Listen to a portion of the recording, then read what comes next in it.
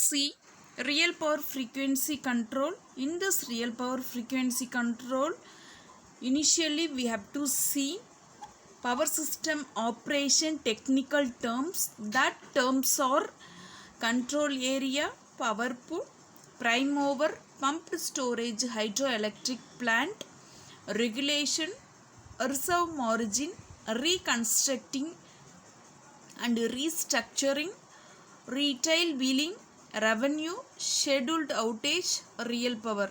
Those all are technical terms present in power system operation and control.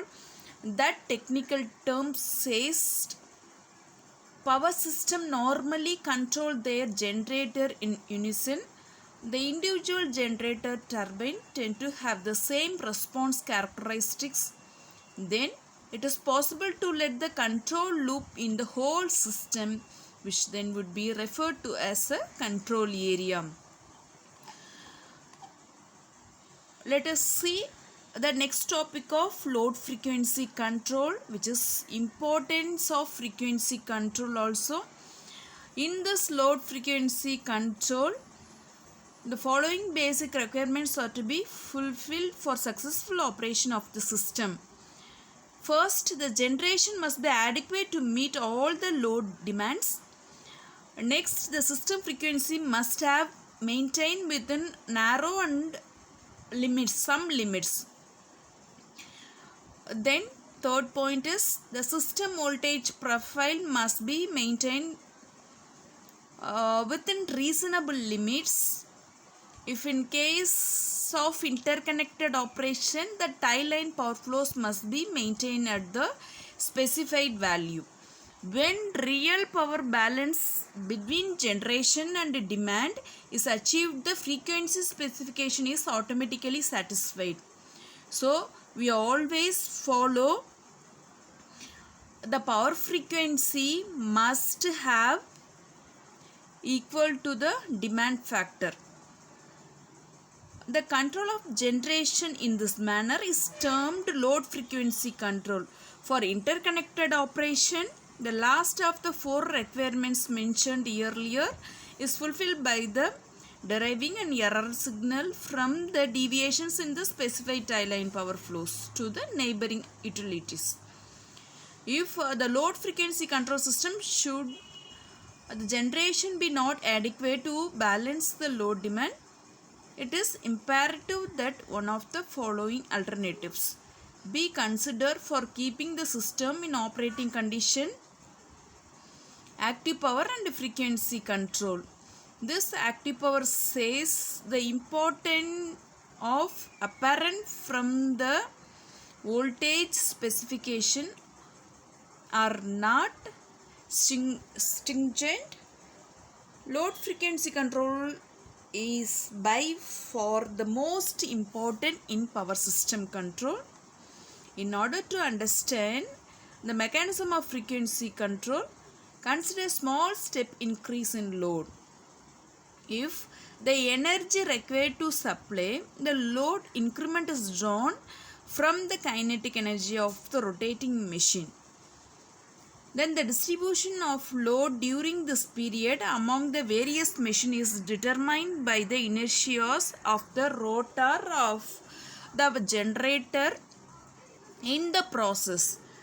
This problem is studied in a stability analysis of the system. So, the active power and frequency control always system dependent on active power balance. A change in active power demand at one point is reflected throughout the system by a change in frequency. So, the main function of the frequency control always connected across the secondary control restore the system frequency to its normal value by readjusting the governor characteristics. Next, we will see the primary and secondary speed control action. Primary action always connected together with speed governing. Secondary action to be connected with the automatic generation control and load frequency control. The primary action sorry the primary action speed governing system reasonably consider what kind of input frequency will feed to the governor system. The secondary action of automatic generation control, that is AGC control, is very preferable control for this frequency maintenance. The AGC control system can have to follow ALFC is to control the frequency deviation by maintaining the real power balance in the system. The main function of the automatic load frequency control are to maintain the steady frequency. Next, control the tie line flows. Third one is distribute the load among the participating generating units. The control signals or the tie line deviations measured from the tie line flow and the frequency deviations. So those deviations could be mentioned by del F and del P.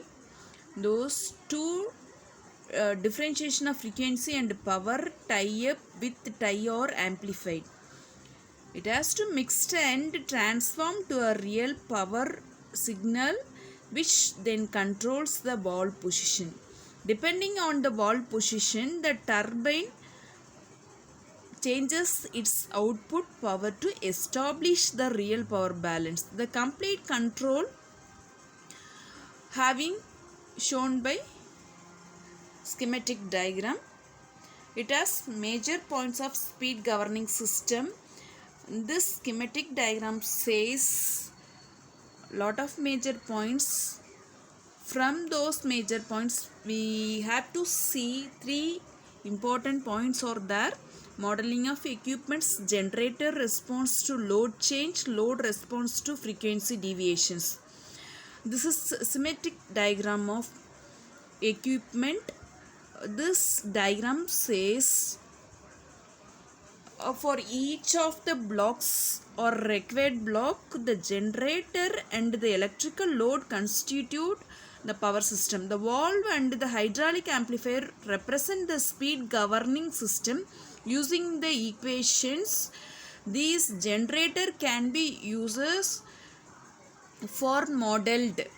The load on the system is composite consisting of a frequency independent component and a frequency dependent component also. The load always can be written as the input power and output power and frequency power. Those three powers are very important to model, to make the model of this diagram generator.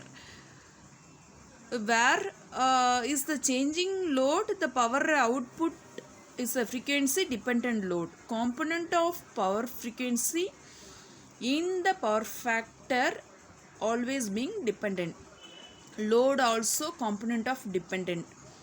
So those categories expressed in percent change in load for 1% change in frequency. If a demand factor or damping is 1.5%, then a 1% change in frequency causes 1.5% in load. Next, the combined generator and the load can then be represented. A turbine can be modeled as a first order lag compensation. That lag compensation represent in the control system model. Black diagram shows the next slide. Next, let us see the governor with speed drop characteristic. The governor says provide with the characteristics of speed drops depends the load increased. If the load increase, the speed also drops with the regulated speed recording mode. This is governor with a steady state feedback system. This feedback system says a normal generator is synchronized to a network of very large size. So the speed or frequency will be essentially independent of any change in the power output of the diagram. According to that condition, we have to solve by controlled case and uncontrolled case. Controlled case in the sense, to find the resulting steady change in the generator output, let us assume that we made a step change of the magnitude del Pc of the speed. First, let us look steam or water input fed to valve gate. That valve gate summarized their input, what it had been received from them anywhere. That input kindly allow to the turbine. This turbine initially distributed of the load increment is determined by the system impedance. This is governor with a steady state feedback system. Next, we have to see ideal characteristics of governor system. This ideal characteristics can have two port of inputs. One is x-axis power output or valve gate positions, unit is per unit. Second one is y-axis frequency or speed per unit.